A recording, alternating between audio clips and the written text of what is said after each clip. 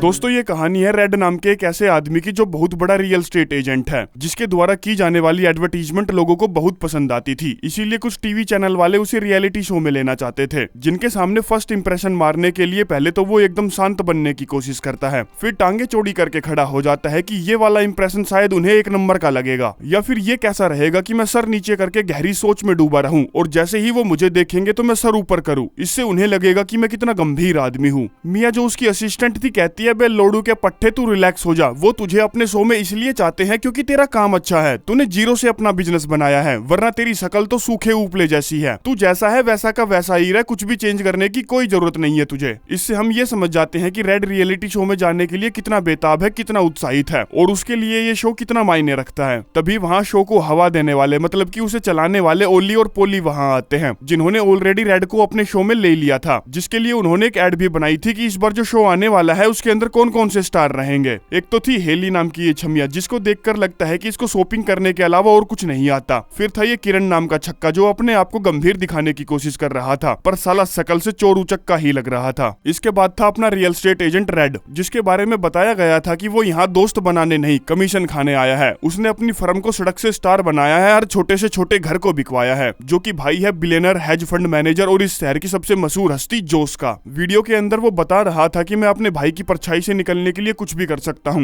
Red को ये बिल्कुल भी अच्छा नहीं लगता, तो कहता है भीड़ के लिंडो, ये शॉर्ट्स तो मैंने कभी दिए ही नहीं। ओली और पोली कहते हैं, अरे यार तूने नहीं दिया फिर भी हमने बना दिया चैट झपटा की मदद से। रेड कहता है, देखो ये शो मेरे बारे में है ना कि मेरे भाई के बारे में, इसलिए उसको एड से बिल्कुल ही निकाल दो, जिस बात के लिए ओली और पोली मान जाते हैं। वहीं दूसरी तरफ हम एक घातक बीमारी को देखते हैं जिसका नाम है मार्कस। वो एक मेंटल हेल्थ फैसिलिटी में रहता है और अपने रेड से बहुत ज्यादा प्रभावित है। देखकर ऐसा लगता है कि वो उसका भयंकर वाला फैन है, लेकिन नहीं, ये उसका छोटा मुंह बोला भाई है, जिससे मिलने के लिए उसने इस पागल खाने से भागने की भी प्लानिंग कर ली थी, क्योंकि वो अक्सर रेड से बात करता रहता था और लास्ट वाली मेल में उसने लिखा था कि मुझे तेरी याद आती है, अगर तू कभी न्यूयॉर्क आए तो मुझे जरूर मिलकर जाना। और बस इसी बात पर मार्कस उससे मिलने के लिए पागल खाने से भाग रहा था, क्योंकि उसे लग रहा था कि रेड को उसकी जरूरत है। पागल साथी कहता है, अबे यार तू पागल है क्या, ऐसा लग रहा है कि तू जानबूझकर राई का पहाड़ बना रहा है, उसने बस ऐसे ही ठस्से में बोल दिया और तूने सर पे ले लिया। लेकिन मार्कस नहीं मानता और डक के जरिए वहां से भागने की कोशिश करता है, लेकिन वापस अपने ही कमरे में आकर गिरता है। फिर वो प्लान बी एक्टिवेट करता है, जो कि था शीशा तोड़कर सीधा खिड़की से बाहर कूदना, जबकि उस पागल का प्लान ए शीशा तोड़कर बाहर कूदना होना चाहिए था। गिंडू। खैर वो रास्ते में से किसी की गाड़ी चुराता है और अपने बड़े भैया से मिलने के लिए निकल पड़ता है। वो रेड से मिलने के लिए इतना एक्साइटेड था जैसे हफ्ते भर हिलाने को ना मिले और संडे को गर्लफ्रेंड मिल जाए तो पैंट उतारने से पहले ही कैसे भचाक से खीरा तुरंत निचुड़ जाता है। हम उसकी यहाँ न्यूयॉर्क में रेड से मिलने आने वाली मेल को पढ़ते हुए मिया को देखते हैं और समझ जाते हैं कि रेड ने आज तक उससे कभी बात ही नहीं की, मिया ही उससे बात करती थी और मार्कस को लगता था कि वो अपने भाई रेड से बात कर रहा है। खैर मिया को समझ नहीं आ रहा था कि वो ये मार्कस वाली बीमारी रेड को कैसे बताए, इसलिए घुमा फिरा कर बताने की कोशिश करती है, पर बात नहीं बनती। इधर वो गधा दो भाइयों को देखकर चौराहे के बीच में रुककर उन्हें हाय हेलो करने लगता है। तभी एक कूड़े वाला ट्रक उसे वहां से हूस ले जाता है। आगे रेड अपनी वाइफ ओलिविया के साथ एक चैरिटी इवेंट में जाता है, जिसको उसकी वाइफ ही होस्ट कर रही थी। वहां वो अपने भाई जोस से मिलता है, जो उसकी बेइज्जती करने का, अपने दोस्तों के सामने नीचा दिखाने का कोई मौका नहीं छोड़ता था। खैर अब ये चैरिटी इवेंट था तो रेड वहां $10,000 डोनेट करता है और उसकी वाइफ उसकी तारीफों के पुल बांध देती है कि वाह इतनी बड़ी रकम डोनेट की मेरी जान तूने। और तभी बाजी मार जाता है उसका बड़ा भाई जोस, जो साला वहां $1,00,000 की रकम डोनेट करता है और वाह भाई का दबाकर तालियां खाने का पात्र बन जाता है। इससे रेड को बहुत गुस्सा आता है, क्योंकि वो हर बार उसे कैसे न कैसे करके तो नीचा दिखा ही देता था। घर पर रेड हर टाइम उसकी हरकतों की ही बात करता रहता है। तभी उसे वहां एक अपाहिज डॉगी दिखता है, तो वो अपनी वाइफ से कहता है, मैंने तुझे कहा था ना कि अपने घर में ऐसे लंगड़े लुल्ले कुत्ते बिल्ली मत लेकर आया कर, तो फिर तू क्यों ले आई। कहती है वो इसे मारने वाले थे, पर तू टेंशन मत ले, ये यहाँ से चला जाएगा, कोई ना कोई अमीर तो इसे इंसानियत दिखाने के लिए ले ही जाएगा। तभी वहाँ रेड के दोनों बेटे लड़ते हुए आते हैं। एक कहता है उसने मेरी गर्लफ्रेंड छीन ली, दूसरा कहता है वो तो मेरी ही थी।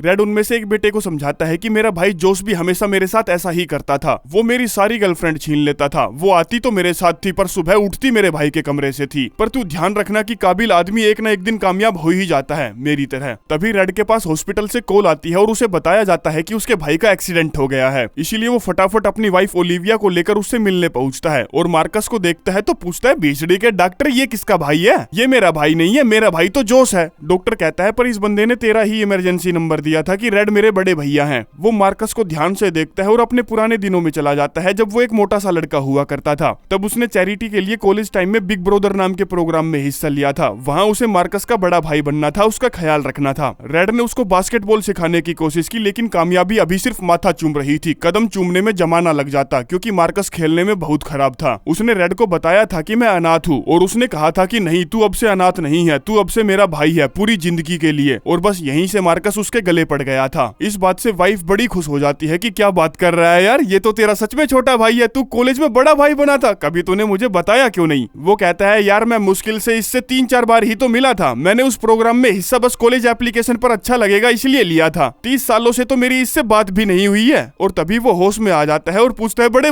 भैया तुम ही हो क्या? वो कहता है हाँ मैं ही हूँ, और बता क्या हाल चाल है, ठीक तो है ना तू, इतने सालों से कहाँ था? बताता है कहीं नहीं भाई मैं काम में बिजी था और अब फ्री हुआ तो सोचा कि अपने भाई से मिल लूं, उसकी फैमिली से मिल लूं। पर यार भाभी तो माल है, बोम्बास्टिक है, तुझे कैसे मिल गई? तेरी तो औकात ही नहीं थी, इससे तो तेरी इज्जत बढ़ गई, हालांकि कभी कम नहीं हुई थी पर फिर भी और ज्यादा बढ़ गई। अब ओलिविया अपनी तारीफें सुनकर तुरंत उसकी फैन हो जाती है तो कहती है यार तू अच्छा बंदा है। फिर वो रेड की तारीफों के पुल बांध देता है कि जितने बड़े बड़े इसके डोले इतना ही बड़ा इसका दिल है वगैरह वगैरह। ओलिविया पूछती है जब तक तू घायल है क्या तब तक तेरे पास रहने के लिए कोई जगह है? वो कहता है नहीं, पर अनाथ बच्चों को आदत होती है जहाँ जगह मिले वहीं घर बना ले। ओलिविया कहती है ठीक है तू हमारे साथ ही रह ले, 2-4 दिन की ही तो बात है। इससे रेड का दिमाग खराब हो जाता है कि उस 40 साल के खागड़ आदमी को वो कहाँ रखेंगे, ऊपर से कल से शूटिंग और चालू हो जाएगी। लेकिन ओलिविया नहीं मानती। वहीं मार्कस साला नर्स के मजे ले रहा था कि बेबी आज रात और रुकता ना तो मैं तेरी बजा के ही जाता। मार्कस जब उसकी गाड़ी देखता है तो कहता है अरे बड़े भैया ये है क्या आपकी धन्नो, मैं आज तक ऐसी कार में नहीं बैठा, बैठा लो ना प्लीज एक बार। वो कहता है तू गाड़ी के हाथ मत लगा और इससे दूर हो जा। जिससे दूर होते वक्त वो अपनी लोडा गाड़ी से उस पर बड़ा सा स्क्रैच मार देता है और कहता है अरे भैया टेंशन मत लो, लग गई तो लग गई। मेरा एक दोस्त है उसका एक छोटा सा गैराज है जहाँ वो ऐसी बड़ी बड़ी गाड़ियों को चुटकियों में ठीक कर देता है। आगे मार्कस जब उसका घर देखता है तो कहता है अरे बड़े भैया क्या ये है आपका घर? ओलिविया बताती है कि ये तब खरीदा था जब इसके मालिक इसे बेचना भी नहीं चाहते थे। मार्कस कहता है बिल्कुल खरीदा होगा, ये एक प्रॉपर्टी डीलर है, साला दल्लों की लिस्ट में नंबर 1। साथ में ये भी पूछता है कि भाई ये भड़वागिरी क्या तू मेरे को भी सिखा देगा? वाइफ कहती है हाँ तू इसको 2-4 चीजें तो सिखा ही सकता है। वो कहता है नहीं सिखा सकता, उसके लिए पढ़ना पड़ेगा, टेस्ट क्लियर करना पड़ेगा। मार्कस पूछता है क्या बात कर रहे हो भैया, भड़वागिरी करने के भी पेपर होते हैं क्या? गुरुजी मुझे तो लगा था कि दल्ला बस काबिलियत से बना जाता है, पेपर पास करके नहीं। गैराज का दरवाजा बंद होते ही रेड पूछता है तू ये बता तू चाहता क्या है, तुझे कितने पैसे चाहिए? वो पूछता है पैसे? किस चीज के पैसे? रूड कहता है ताकि तू टैक्सी पकड़ ले और मेरे घर में घुसने की सोचे भी ना, तू अच्छे से जानता है ना कि हम सगे भाई नहीं है। वो पूछता है पर हमारी ईमेल्स का क्या? रेड कहता है कौन सी ईमेल? सुन मैं तुझे अंदर लेकर जाऊंगा और तू कह देना कि मुझे कोई जरूरी काम याद आ गया है इसीलिए मैं जा रहा हूँ, समझ गया ना? मार्कस पहले तो रेड के बेटों से मिलता है और फिर वहां से जाने की बात करता है तो ओलिविया उससे पूछती है कितने पैसे दिए इसने तुझको यहाँ से जाने का बोलने के लिए? वो कहता है सच कहूँ तो भाभी आंकड़ों तक तो बात पहुंची ही नहीं पाई। कहती है तेरे लिए मैं ऊपर वाला कमरा खाली करवा रही हूँ, चुपचाप यहीं पड़ जा। जिस बात पर वो भयंकर वाला खुश हो जाता है। रेड उसे अपने कंधों पर लादकर ऊपर ले जा रहा होता है तब उसका पैर फिसल जाता है और दोनों नीचे जाकर गिरते हैं। फिर रेड उसे व्हील चेयर पर पटककर घसीटते हुए ऊपर ले जाने की कोशिश करता है लेकिन उसके हाथ फिसल जाते हैं और मार्कस दोबारा से नीचे आकर गिरता है, जिस कारण से उसे रेड का ऑफिस रहने के लिए दे दिया जाता है क्योंकि उससे मार्कस सीढ़ियों से ऊपर ही नहीं ले जाया जा रहा था। ऑफिस वाली बात से वो भयंकर नाराज था कि हम एक अजनबी को अपने घर में कैसे रहने दे सकते हैं, लेकिन उसकी वाइफ बड़ी ही पॉजिटिव थी कि वो किसी मकसद से ही तेरी जिंदगी में आया है, टेंशन मत ले सब ठीक हो जाएगा। देर रात को ओलिविया को नीचे से कुछ आवाजें आती है तो वो चेक करने जाती है और पाती है कि मार्कस उन दोनों की शादी की वीडियो देख रहा है जो देखते देखते उसकी आंखों में पानी आ रहा था। कहती है उन दिनों हम कितने खुश थे। मार्कस कहता है पास्ट टेंस में बातें कर रही हो भाभी जान, बताओ क्या चल रहा है? देखो मुझे पता है आपके बीच में सीक्स तो काफी दिनों से नहीं हुआ है, रेड बहुत बिजी रहता है इसलिए क्या? वो कहती है ऐसा नहीं है, मैं भी बिजी रहती हूँ। मार्कस कहता है हाँ पर यह भी तो हो सकता है कि रेड का ध्यान कहीं और रहता है इसलिए अपने अकेलेपन को छुपाने के लिए आप ज्यादा काम करने लगी हो ताकि उन चीजों पर ध्यान ही ना जाए, जो बात उसको एक अलग तरीके से सोचने पर मजबूर कर देती है। कहती है इस तरीके से तो मैंने कभी सोचा ही नहीं। कहता है वैसे भाभी मेरे को है ना आपके फ्रिज में एक नशीली चीज मिली, पर सच कहूँ ना आप ज्यादा नशीली हो। और दोनों ऐसे ही हंसी खुशी में काफी देर तक ड्रिंक करते हैं। अगली सुबह मार्कस सभी के लिए ब्रेकफास्ट बनाता है और फिर जब सभी काम पर चले जाते हैं तो वो भी रेड के साथ चलने की जिद करता है, लेकिन रेड उसे अपने साथ लेकर नहीं जाना चाहता था। तभी ओवन से तेज धुआं निकलने लगता है, जिसकी आग को तुरंत शांत किया जाता है। कहता है, अरे भैया ये घर अभी जलकर राख होने वाला था, बाल बाल बच गया। अब रेड ने ये घर अपनी मेहनत की, खून पसीने की कमाई से बनाया था, इसीलिए वो मार्कस को अपने साथ शूटिंग पर ले जाता है। कार में मार्कस कहता है, भाई तेरे कच्छे में जो बाहुबली पड़ा है वो मूंगफली जैसा हो गया है, क्योंकि तू उसको युद्ध के मैदान में भेज ही नहीं रहा है। मैंने कल भाभी से बात की थी, तू परेशान बहुत ज्यादा रहने लगा है, आजकल काम काम ज्यादा करने लगा है। वो कहता है, मैं काम इसलिए कर रहा हूँ क्योंकि मैं ओलिविया को सारी खुशियां देना चाहता हूँ, कोई कसर नहीं छोड़ना चाहता। मार्कस कहता है, अरे भैया उन्हें तेरा खंबा सख्त चाहिए, तेरा सख्ती से पेशाना नहीं, उन्हें संभोग से समाधि तक का सफर चाहिए, घर से ऑफिस तक का नहीं। फिर वो जल्द ही शूटिंग साइट पर पहुंच जाते हैं, जहां रेड उसे कार में ही बैठने के लिए बोलता है और हल्के हल्के शीशे नीचे कर देता है ताकि उसका दम ना घुट जाए। फिर वो सीधा मिया से मार्कस के बारे में बात करता है। वो कहती है, शुरुआत में तो बस मैं उसे टलकाने के लिए बात कर रही थी, फिर मुझे भी उसकी सैड स्टोरी से धीरे धीरे प्यार हो गया, क्योंकि उस टाइम मेरा भी ब्रेकअप हुआ था और उसे लगा कि तू बात कर रहा है। ये सुनकर रेड गुस्से में अंदर चला जाता है और मिया मार्कस की तरफ बड़े ही प्यार से देखती है कि आ गया मेरा यार। यहाँ किरण नाम का छक्का रेड को गलत शिक्षा दे रहा था कि तू छुपा रुस्तम वाला, चालबाज वाला इंसान का रोल करना। फिर जब एक्टिंग करने की बारी आती है तब वो वैसा ही करता है, जिसके चलते ओली और पोली उसे कुछ भी ना करने के लिए कहते हैं, क्योंकि उसके ऊपले जैसे फेस पर वो चीज अच्छी नहीं लग रही थी। यहाँ बाहर मार्कस मुताया मर रहा था, वो काफी देर से कंट्रोल करके बैठा था, लेकिन अब नल कभी भी खुल सकती थी, इसीलिए वो बोतल वगैरह ढूंढता है, लेकिन जब उसे कुछ नहीं मिलता तो वो कार के अंदर से सीधा बाहर निशाना लगा देता है। अंदर बढ़िया तरीके से एक्टिंग चल रही थी, कैमरा में उसकी गाड़ी और गाड़ी के अंदर से निकलती धार दोनों दिख रही थी, लेकिन तभी निशाना बिगड़ जाता है और गलती से लात लगने की वजह से कार का शीशा टूट जाता है, जिस वजह से मार्कस खिड़की खोल पाता है और अपना कच्छा उतारकर अंदर जो भी मूत्र विसर्जन हुआ था उसको साफ करने लगता है। तभी एक ट्रक आता है और खिड़की को अपने साथ उड़ा ले जाता है, जिस खिड़की को वो बड़ी ही मुश्किल से उठाकर लाता है और वापस जोड़ने की कोशिश करता है। तभी कैमरामैन ये बात सभी को बता देता है और रेड गुस्से में बाहर की तरफ भागता है। कैमरामैन भी ये सब कुछ रिकॉर्ड करने के लिए पीछे पीछे जाता है, क्योंकि इससे टीआरपी आसमान फाड़ सकती थी। मेरी गलती नहीं है, मेरी गलती नहीं है बताने के लिए वो आगे आता है तो एक डिलीवरी वाला उसे ठोककर आगे निकल जाता है कि देख कर चल ले लोडू।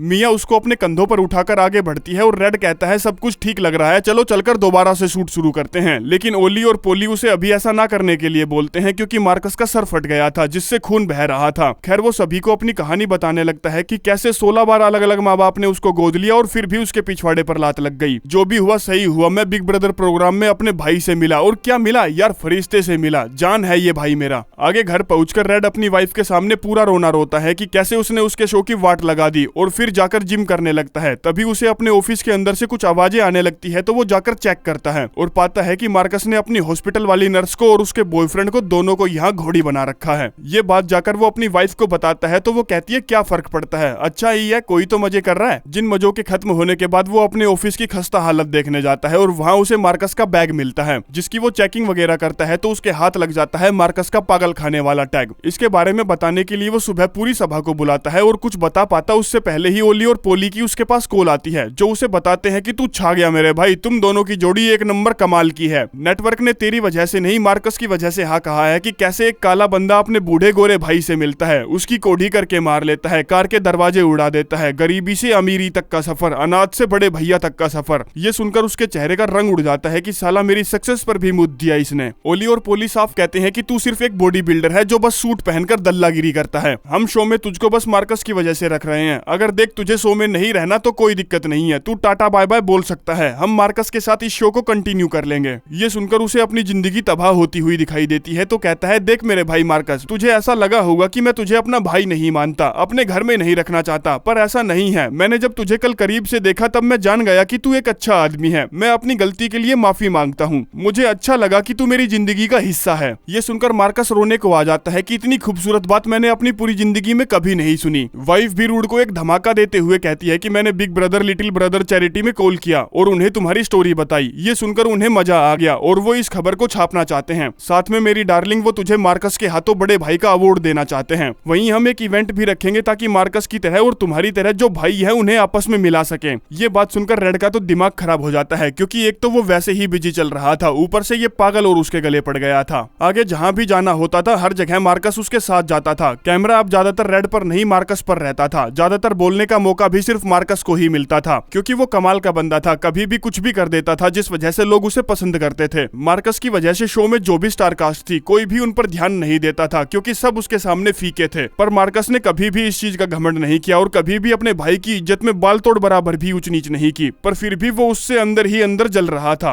किरण दा छक्का भी उससे जला पड़ा था, इसीलिए वो रेड के कान भरने की कोशिश करता है। अब ये लोग जो शो बना रहे थे वो शो घर बेचने के ऊपर था कि कौन सबसे पहले सबसे महंगा घर बढ़िया थूक लगाकर बेचता है। इसीलिए बात करने रेड अपने भाई जोस के पास जाता है जो अपना $19 मिलियन का घर बेचना चाहता था। वो कहता है भाई मुझे अपना घर बेचने देना ताकि शो हिट हो जाए, जिसके हिट होने से मेरे पास और ज्यादा काम आने लगेगा। वो कहता है ठीक है तू मेरा भाई है, तू बेच ले। जिसकी अनाउंसमेंट करने के लिए जोस एक पार्टी रखता है जहां रेड बताता है कि इस घर को कैसे डिजाइन किया गया था, पैसे कितने लगे थे, दिमाग कहां से चला था, कौन आर्किटेक्चर था, ये दिल के कितने करीब है, वगैरह वगैरह, जो सब कैमरे में रिकॉर्ड किया जा रहा था। पर उसकी बातों पर किसी को भी मजे नहीं आ रहे थे। तभी जोस मार्कस की हंसी सुन लेता है तो उसे अपने पास बुला लेता है कि आजा तू यहाँ आजा। देखते ही देखते दोनों एक दूसरे में इतने ज्यादा घुल मिल जाते हैं कि रेड को साइड कर देते हैं। वो एक दूसरे की बातों पर दबा दबा कर हंस रहे थे, जिससे वो और भी ज्यादा चिढ़ने लगता है। फिर एक जगह जब सभी माल सूंघने जाते हैं तब रेड अपने आप को बड़ा दिखाने के लिए ज्यादा माल सूंघ लेता है और पूछता है अगला कौन है, पर हर कोई लेने से मना कर देता है। अब भयंकर नशे में होने के कारण वो पागलों की तरह नाच रहा था और कैमरामैन उसे 2 मिनट से ज्यादा बर्दाश्त नहीं कर पाता तो इधर उधर निकल जाता है। कुछ देर बाद वो देखता है कि जोस और मार्कस आपस में बात कर रहे हैं, जिससे उसे लगता है कि मार्कस ने उससे उसकी डील उड़ा ली, लेकिन वैसा नहीं था। पर उसे ये कहां पता था, इसीलिए वो दौड़कर वहां आता है। तभी वायर में पैर फंसता है और धक्का लगने से बड़ा भाई नीचे जाकर गिरता है, जिसकी सांसें नहीं चल रही थी, इसीलिए तुरंत एम्बुलेंस को बुलाने के लिए कहा जाता है। लेकिन एम्बुलेंस को आने में टाइम लग जाता और तब तक उसकी टिकट कट जाती। मार्कस फटाफट दौड़ता हुआ वहां आता है और एक मजबूत सी स्ट्रो मांगता है, जिस स्ट्रो को वो सीधा उसके गले में घुसेड़कर जो खून अंदर फंसा हुआ था उसे चूस कर बाहर थूक देता है, जिससे जोस की जान में जान आ जाती है। ये सब मार्कस को करना इसलिए आता था क्योंकि 16 में से उसकी एक फोस्टर मॉम डॉक्टर थी। खैर उसके लिए दबाकर तालियां पीटी जाती है और ये सब कैमरे में भी रिकॉर्ड किया जा रहा था, जिससे रेड की और भी ज्यादा सुलग जाती है। इसीलिए वो उसकी सच्चाई सबके सामने खोलकर रख देता है कि ये पागल खाने का भागा हुआ पेशेंट है और उसे गालियां भी देता है कि तू मेरी नाक के नीचे मेरे भाई का घर उड़ाने की फिराक में था। मार्कस कहता है नहीं ऐसा कुछ भी नहीं है, हम तो बस ऐसे ही किसी और बात पर हंस रहे थे, और बताता है कि आज तक मुझे इतने सारे लोगों ने ठुकराया है कि मैं अब डरने लगा था कि कहीं तुम लोग भी मुझे ना ठुकरा दो, इसीलिए मैंने पागल खाने वाली बात नहीं बताई। एक वक्त था जब मैं इतना ज्यादा अकेला था कि मुझे लगने लगा था कि मैं कुछ उल्टा सीधा कर बैठूंगा, इसीलिए मैंने अपने आप को रिकवरी सेंटर में एडमिट करवा दिया, लेकिन उससे कुछ खास असर नहीं पड़ा। शायद ये जिंदगी अकेली ही काटनी पड़ेगी। और अपने भाई रेड से माफी मांगता है कि मुझे माफ कर दे, मैंने झूठ बोला, पर मुझे समझ नहीं आ रहा कि हमारी जो ईमेल थी उनके अंदर एक अलग ही कनेक्शन था और यहाँ तू मुझे उखड़ा उखड़ा लगा। तभी मिया बता देती है कि वो ईमेल इसने नहीं मैंने भेजी थी, इसको तो पता भी नहीं था कि मैं तुझसे इतने दिनों से बात कर रही हूँ। इस पर मार्कस कहता है अरे यार क्या चूतियापा है, तू मुझे फंसा रही थी क्या? वो कहती है नहीं मैं तुझे फंसा नहीं रही थी, बस कोई और बनकर बात कर रही थी। वो पूछता है लेकिन क्यों? तभी रूड कहता है क्योंकि लोडू तू मुझे याद भी नहीं था, तू एक अजनबी है जो जबरदस्ती मेरे घर में घुस आया है। इस पर वो अपनी रोतड़ू सी शकल लेकर वहां से चला जाता है और तभी कट बोला जाता है कि तुम लोगों ने अच्छा काम किया। अब शो वालों के लिए तो ये अच्छा काम था, पर मार्कस का तो दिल ही टूट गया था ना। उनको तो लग रहा था कि ये नौटंकी की गई है, पर ये सब सच था। आगे रेड घर पहुंचता है तो उसे अपनी वाइफ की अपने बच्चों की नाराजगी का सामना करना पड़ता है, जिसके चलते वो सोफे पर सोता है।